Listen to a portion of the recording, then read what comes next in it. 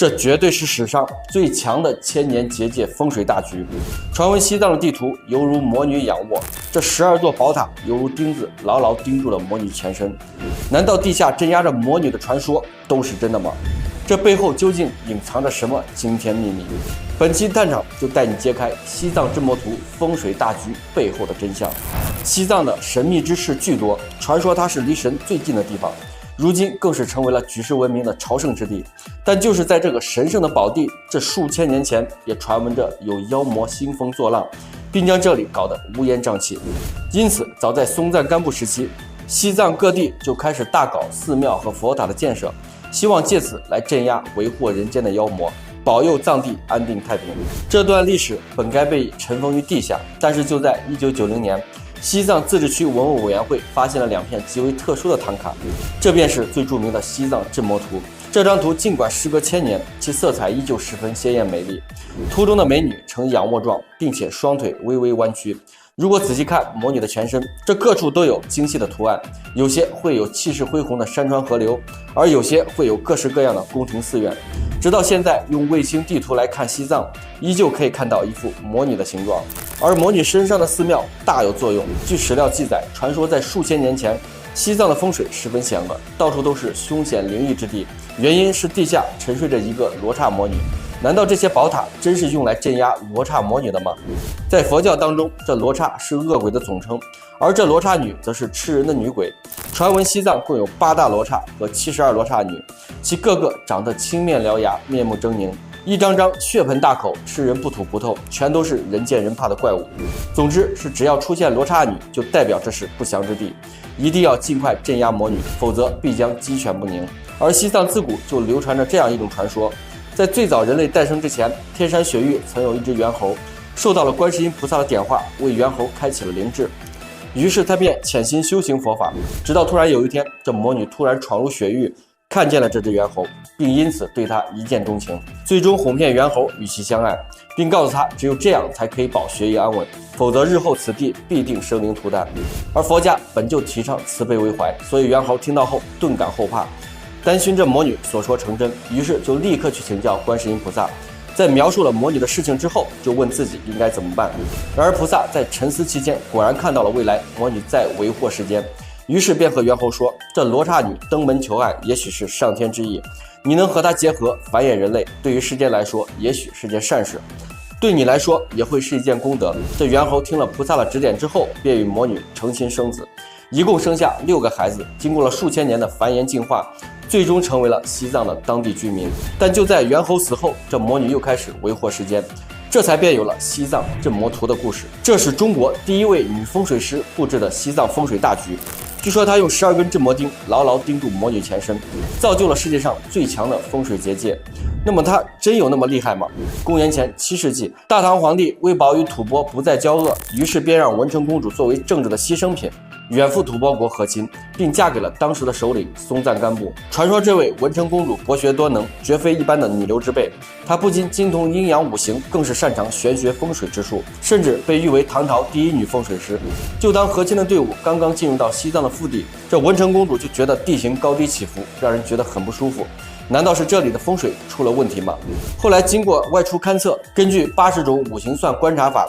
推算出这个所谓的福地拉萨并不具备8种吉祥之象，甚至发现由于西藏地形过于奇特，很像是一个仰望而躺的魔女，这在风水学上被称为是魔女晒尸，实乃大凶之地。这也就难怪来自尼泊尔的尺尊公主早先就经历了一系列匪夷所思的怪事。她是在文成公主进藏之前先一步到此和亲的公主，说到底还是松赞干布的原配夫人。她想将自己带的嫁妆一座释迦牟尼8岁的神像修建在这里的寺院当中，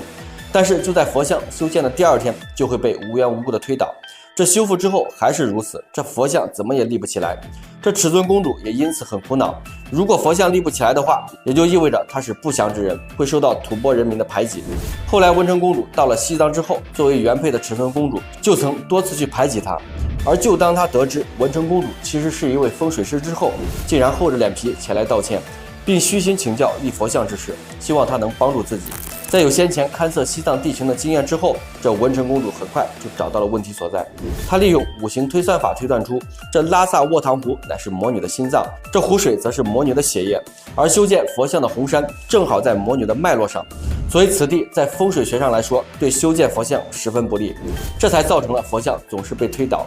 最好的方法便是填平卧塘湖，并在此地兴建寺庙，用来镇压罗刹魔女。这尺尊公主依照她的建议，在卧塘湖上修建大昭寺，并将自己的陪嫁中的3尊佛像全部修建在卧塘湖中，以此来镇压魔女的心脏。但是大昭寺在修建过程中并不顺利，难道又是遇到了什么不可抗拒的力量吗？西藏为何会有如此残忍的风水结界？12座镇魔寺如钉子般牢牢钉住魔女全身，难道真是它风水出了问题吗？原来大昭寺在修建过程中已经连续遭遇了好几次水灾，迫使修缮工作一次次陷入僵局。传闻松赞干布为了减缓水灾的影响，曾丢下自己的金戒指，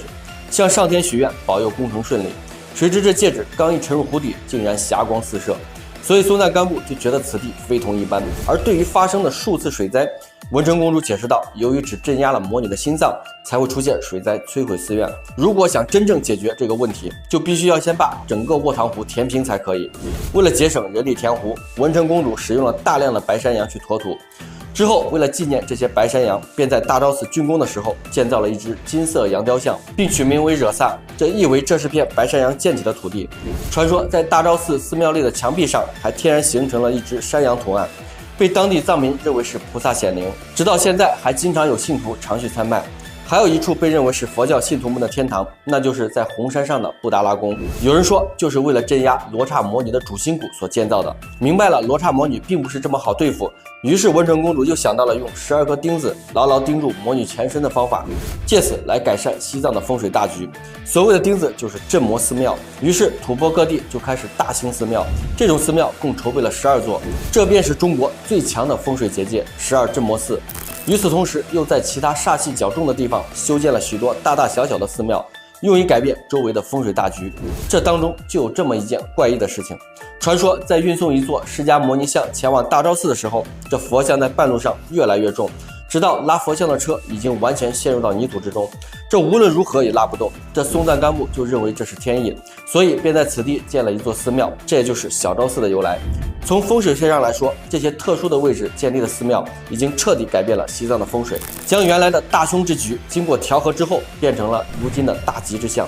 原来的罗刹魔女也经历了上千年的超度，已经洗净了身上的魔气。从此几十座寺庙的建成，使佛教文化在西藏兴盛，成为了如今的朝圣圣地。每年都会有众多信徒一路磕10万次头到达布达拉宫。据说在佛教文化中，这10万次意味着是一个轮回，这朝圣之路便是自己的轮回之路，这一点也不能马虎。所以朝圣时，无论是天气好坏，甚至个人生死都不是最重要的，只要心中有着对神佛的信仰，那么万事皆可以抛弃。这或许也是对那些教徒们的一种心灵洗涤吧。好了，本期的内容今天就讲到这里，关注探长，我们下期再见。